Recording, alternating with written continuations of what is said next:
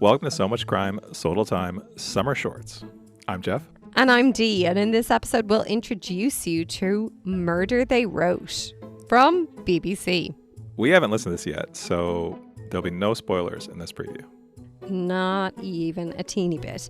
Here we're just going to introduce you to the story, a little bit about the series. Jeff is going to have a little bit of a guess about what this might be about, and we're going to take a quick trip in the time machine, get us focused, get us feeling the vibes of the time. And we'll also provide a link to Murder They Wrote in our show notes. In our next episode, we'll discuss the podcast, but right now, let's put on some sunscreen. Sun cream. It's called sun cream in Ireland. Let's put on some sun cream, grab a cold drink, and preview this crime. Are you ready, Jeff? I'm ready. So I'm going to give you the name of the series, a little bit about it, and then I'm going to focus in on this episode itself. Okay. So Murder They Wrote is brought to you by Laura Whitmore and Ian Sterling. So Laura Whitmore and Ian Sterling are married. Laura Whitmore is Irish. She's from Bray. And Ian Sterling is a comedian from Feck, Scotland. From Feck, Scotland. Oh, I didn't know that. Is that a small town in Scotland? Teeny tiny. Feck and tiny. A Scottish comedian, yeah. Have you ever watched Love Island? Have I ever? Do I look like someone who's like watched Love seen Island? a clip of it? No, but seen No. a clip of it or anything like? Accidentally stumbled upon it? No. Okay, well, he's the voice behind it, so that would be helpful if he had. Okay. So basically, the two of them, they love true crime, and so they wanted to kind of share the obsession with other people. So what they do is one of them brings a crime to the other person, and they tell the other person the crime, and the other one kind of reacts to it. We've seen this kind of setup in a few other podcasts that we've reviewed, but I particularly like their dynamic because they don't take each other seriously and they're always slagging each other, and I love that. So they choose a new crime each week. The odd time they'll do a crime over 2 weeks, and some of them are really old, which I love as well, because like it's kind of not as often that you'll get like those kind of old crimes. So this is one, you've listened to this show before? I've listened to the show before, yes, but I haven't obviously listened to this episode. Okay, great. Okay. What episode are we doing? It's episode 73. It came out on the 19th of May, 2025. It is called The Kidnapped Duke. Okay. Do you want to throw any guesses in of what's happening? Well, I'm going to give you a little hint, right? okay. This crime happened. It's said to be the 21st of August. Who knows what time was back then? But it was in 1961 in London. 1961 in London. It's called The Kidnapped Duke. So it probably is not about Duke University, I'm going to guess. I don't think so. It's not about their basketball team or Mike No. Krzyzewski. Okay. I don't know who that is. Doesn't matter. I mean, I presume it involves a Duke getting kidnapped. Is that a stretch based on the title? So, sort of. Wait, it's not really about that? Well, do you want to give me do you want me to give you a little synopsis of what's going on here? I'm curious why you picked this. Oh, I picked it because I liked this show and I was looking for a kind of a recent episode. And I just thought it was interesting because somebody recently was moaning about not hearing enough about, you know, the strategy behind theft. It's like you wanted to take some notes or something of a podcast that I had suggested. Actually, my husband had suggested. And so I felt, you know what? I'll give you theft. And this is what I'm giving you. This one has theft in it? Mm-hmm. Is it money theft or some other kind of theft? Other. Art? People? Indeed. It's art theft? Mm-hmm. All right, love a good art heist. So art thievery in the early 1960s in London. Mm-hmm. This sounds great. I'm all in. Can't wait. I know. If only your face said what your words were saying. So basically we're going in. Sterling is the one who's going to host this one. He's going to lead this. He's going to take us back to the swinging 60s to revisit the theft of a portrait that had been hanging in London's National Gallery for just 19 days before it vanished. Whoa. Okay. Mm-hmm. Okay. No, this actually sounds really cool. Yeah. Have we done an art theft Really before? exciting. I don't think we have. All right. Yeah, I am super excited to listen to this. I don't think we have been to 1961 before. What happened in 1961? Well, that was one of the years that it was the year we used for the time machine for the home babies. Oh, wow. But this seems this is less... going to be lighter. Yeah, I was going to say. I mean, well, that's it's a really, really low bar, but this is going to be lighter. Very low bar. I assume. All right. I mean, they generally do kind of lighter things. So, yeah. All right. So it's Murder They Wrote. It's episode 73. Came out on the 18th of May, 2025, and it's called The Kidnapped Duke. Episode 73. Okay. So, but Jeff, what I'd love to do right now is to kind of like place you in 1961 so that when you jump in as soon as we finish this call and you listen to that episode, you feel like you're already absorbed into the culture and the vibes. So let's go into the time machine now into 1961, and I have for you a movie that I had never heard of before. From August of 1961. Yes. Great. Have you ever heard of The Guns of Navarone before? I've heard of it. I've never seen it. Okay, great. Well, that was more than me. Okay. It's a Western, There's right? No. Oh. That's all I know. Okay, there was a small team of Americans and a couple of Brits thrown in there. In 1943, were sent to destroy huge German guns on the Greek island of Navarone. Yeah. Okay. I've not seen it. Still haven't seen it. Because they're trying to rescue some of the troops. Okay. Since a couple of minutes ago you didn't get a chance to see it. Okay. I've seen other war movies since we started doing this podcast. I've watched all of Dunkirk again and Saving Private Ryan. No. Okay. I feel like sometimes you just decide you're going to speak. Just trying to get a word in. All right. What do you have really? for me? Just like any word. Do you have I trivia? don't have a huge amount. I have a little bit of trivia because I thought it was funny, but it's harder when you've never heard of the movie. And it's like I don't know what is particularly interesting here.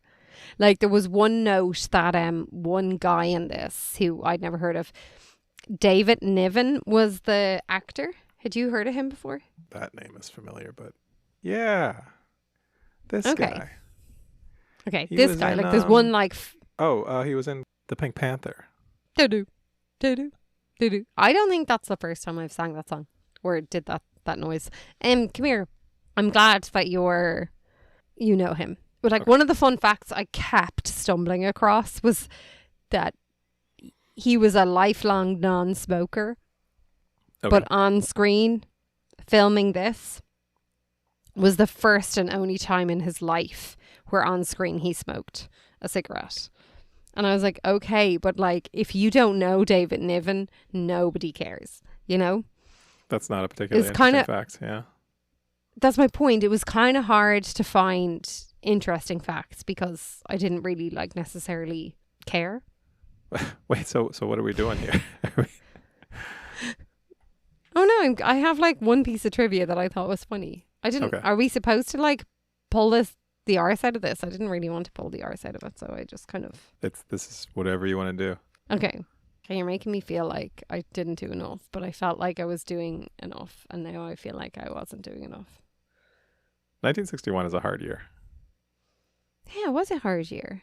So your man Gregory Peck, who is like the lead in here, was born in California, in San Diego. Do you know that? Are you boring yourself? He's married to a. Yeah.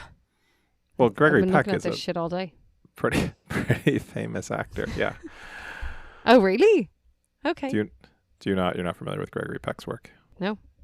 You really don't know movies, do you? No, I decided today I fucking hate movies. That's what I decided. Okay. What else do you have on the Guns of Navarone? The PAA, the people also ask about Gregory Peck. First one was Gregory Peck a heavy drinker? Apparently he was. Apparently he loved to drink, loved a brandy. But then the second one was were Gregory Peck and Audrey Hepburn lovers? They weren't, apparently. But they did say, apparently Audrey Hepburn said that you have to have some sort of love if you're playing like the leading role as lovers in a show. This was the stuff I kept going down a rabbit hole on, and I was like, this is nothing to do with the time of the year. Okay, but what I did find, which I thought was funny, was that Gregory Peck was a decade older than his character was supposed to be. Okay. And apparently the media nicknamed the movie based on that. Okay, and I'm going to give you a blank and then the rest of it, and I want you to tell me what the blank was. Okay?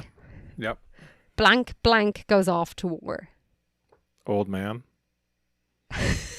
Close. There's multiple. It's a plural situation going on here. Old men. Nope. It's funnier. It's not old men. It's not old men. Give me a hint. I mean, it is, but it's not. The second word is gang. Something gang goes off to war. Senior gang. Close. Elderly gang. Yes! Elderly gang goes off to war.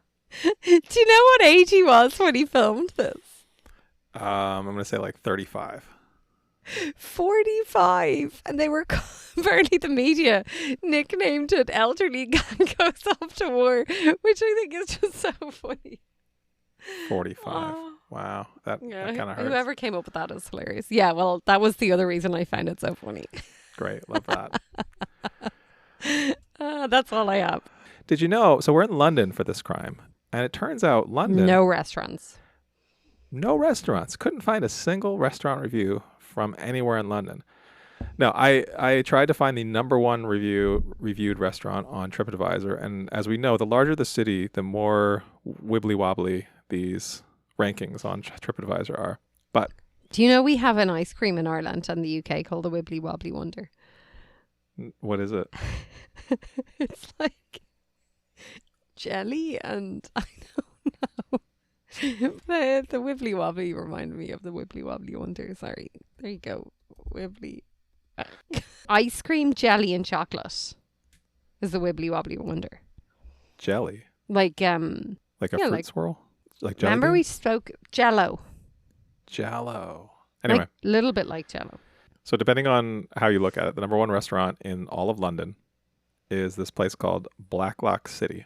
Okay. I don't know anything about it, but it has 749 reviews, of which 594 are perfect. But there are 9 one-star reviews. I read through those, and I want to share one with you. Pretty good. It's pretty good, yeah. Okay. 4.7 average rating. Okay. This is from Sam G. This review is from 2017. Sam G is from Chelmsford in the UK and has 16 contributions to TripAdvisor. The title of this review is Excellent Service, Terrible Food.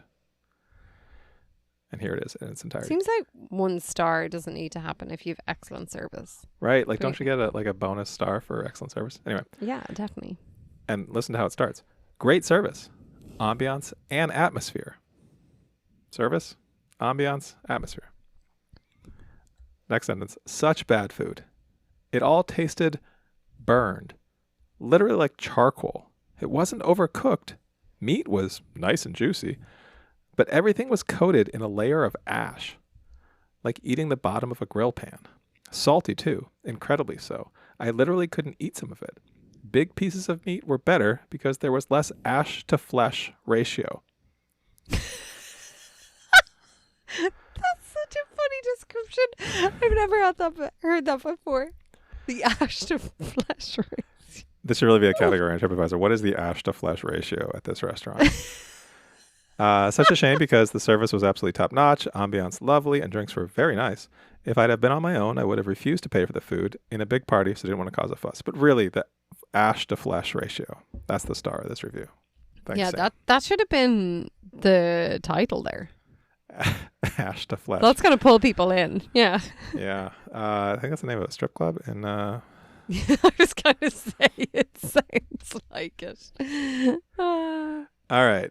That was our time machine for August of 1961.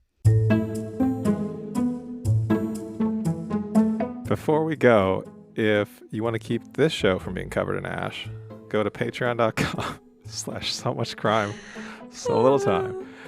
You'll get time machines like this that are longer. If you feel like this time machine that you just listened to would have been better if it went on for a few minutes longer, good news. It does on Patreon. It did. It really did. Yeah. You're getting the short version right here, but get a longer version on Patreon. You'll also get episodes that released early. There's bonus content, outtakes, and maybe best of all, that great feeling of supporting the show. And there's merch. We send you merch. Last thing before we go, if you like this episode, leave us a comment. Tell us what our ash to flesh ratio was. No, stop it, Jeff. Give us a rating and tell a friend. Oh, burning my ears off. Okay, next time. Don't forget to join us next time where we're going to discuss episode 73 of Murder They Wrote. It's called The Kidnapped Duke. That was released on the 18th of May 2025. Please look at the link in our show notes to find that podcast. Thank you all. See you next time on So Much Crime, So Little Time. So Much Crime, So Little Time is a production of MimeGov Media. The executive producer is Paxton Calariso. Our associate producer is Blythe Ty. Theme music was composed by Vyacheslav Starostin. If you haven't done it yet, please subscribe to this show in your podcast app. Don't forget to give us a 5-star rating and a review. Even better, tell your friends. To join the discussion, look for us on social media. Check out the show notes for all the links. Thanks for listening.